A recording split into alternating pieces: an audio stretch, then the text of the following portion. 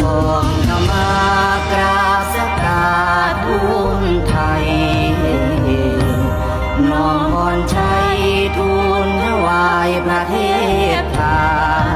นในการนี้มั่งคั่งสีดี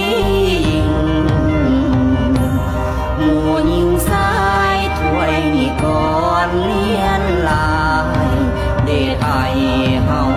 เอ้ยเดชไทยเฮาเอ้ย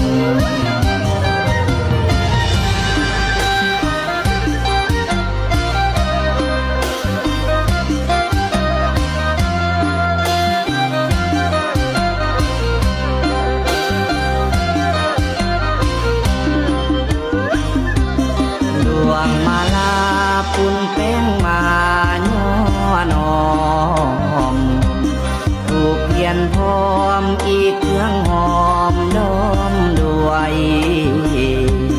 ถ้วยไทยคาตั้งศรัทธาหอมหอม